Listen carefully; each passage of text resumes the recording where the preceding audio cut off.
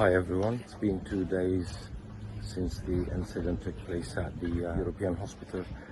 So I'm just literally now, the street behind me takes you into the hospital, and now the hospital is completely shut, even at the front, with very tight security. As everyone knows, I was at the time, I did stay in, and I was actually the last doctor to evacuate from the hospital. So I'm just briefly going to state what happened, as there have been some conflicting news about this, and myself, I'm an eyewitness.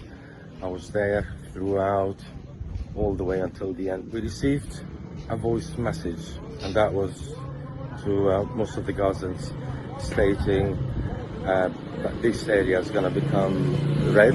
They did warn of an operation that is going to take place, and then they clearly stated that the European hospital was not to evacuate, but there were no leaflets being dropped, and there is no direct contact with the hospital staff asking them formally to evacuate. Evacuation started taking place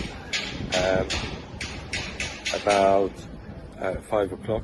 There was a mass evacuation of people from the hospital, patients, medical staff. Many of them, they slept on the streets.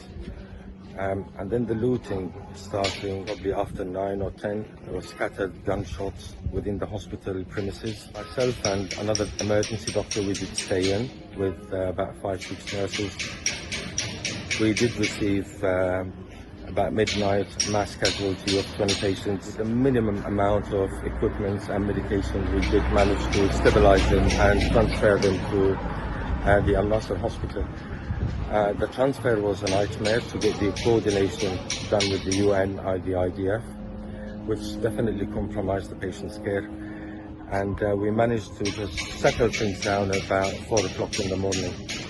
By 7 o'clock, there was trucks coming in to empty the hospital. The patients were left overnight in the corridors. They were left in front of the emergency department, unaccompanied by anyone, with absolute no medical care or supervision. And then the UN did visit the hospital about probably midday, or just before midday, about 11ish, or between 11 and 12. And what it appears like at the time, they just came to ensure that the hospital is completely empty.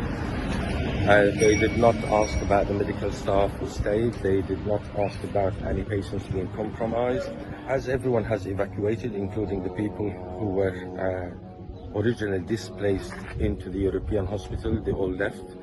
So we decided as doctors not to stay, as there will be no reason for us. And then the staff, they've been told, the 5 that remain, they've been told by the UN officials, it's only going to be for a couple of days, and they will be coming back, and whoever stays will be secured a job. Now, as we speak, the hospital is completely out of service. What I've been hearing is that the NGOs, they will come and take over the hospital management, as they have done at the Nasser hospital.